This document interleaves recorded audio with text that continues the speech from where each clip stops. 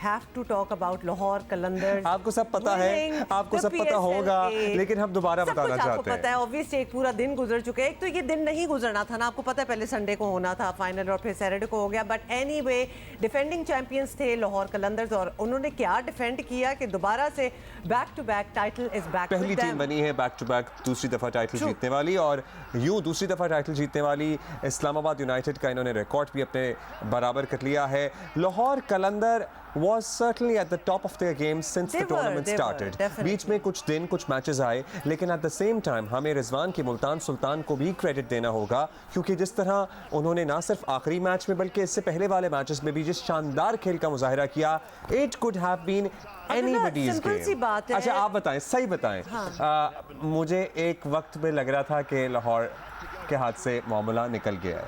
मत देखिए, बात ये है कि दोनों बहुत ही ज़बरदस्त टीम्स थी और फाइनल में अगर दो टीमों को आना था तो वो डेफिनेटली यही टीमें थी और तो कोई थी नहीं, तो इसलिए it could have been anybody's game. और फिर आपको पता है ना कि जब इतने मैचेस खेल के फाइनल में दो टीमें पहुंचती हैं तो उस दिन की मुनासबत से जिसका भी लकी डे एक चल रहा हो, they win because they were both really good teams. लेकिन ऑफ कोर्स हमारा दिल और हमारी दुआएं तो लाहौर कलंदर्स के साथ। भाई इतना बड़ा पहाड़ जैसा हदफ, शाहीन की लाजवाब परफॉर्मेंस ना सिर्फ बॉलिंग में बल्कि बैटिंग में भी। सो बैटर के तौर पर आके उन्होंने एक मरतबा फिर अपनी टीम को उस बहरान से निकाला जिसमें वो ऐसा लग रहा था बस जाने ही वाली है। आपको अब रीस्टैब्लिश कर रहे हैं as an allrounder because he can actually do anything. और उनसे कुछ हमारे दोस्तों की बात हो रही थी, वो कह रहे थे कि उन्होंने जो लेटेस्ट ये जो शॉट मारने की टेक्निक्स और ट्रिक्स है ना, ये उन्होंने अपने सुसर साहब से सीखी है। और अभी जब लाहौर वो कराची में थे तो उन्होंने बाकायदा उनके साथ प्रैक्टिस भी की है।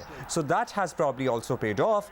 बट आखिरी बॉल पे मैच का फैसला होना, so congratulations to Multan Sultan as well कि वो इतना ज़बरदस्त खेले हैं। Bad for Rizwan and obviously the rest of the team.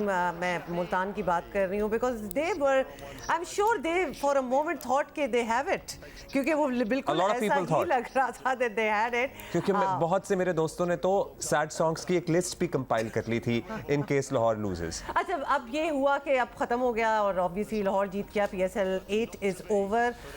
तो कल जरा एकदम से वो थोड़ी सी डिप्रेशन, डिप्रेशन सा हो रहा था because we became so used to, हर साल यही होता है, become used to watching all the teams play और फिर एकदम से लल होता है कि अब क्या करना है। जैसे आप कहीं गए हुए हों या आपके घर कुछ मेहमान आए हुए हो ना और एकदम से वो चले जाएं तो कुछ दिन आपके बड़े उदास गुजरते हैं, और वही हो रहा है हम सबके साथ भी। मेहमानों के जाने के बाद खुशी भी होती है वैसे। I try to be a good host, मुझे तो ज़्यादातर मेरे मेहमान भी अच्छे होते हैं।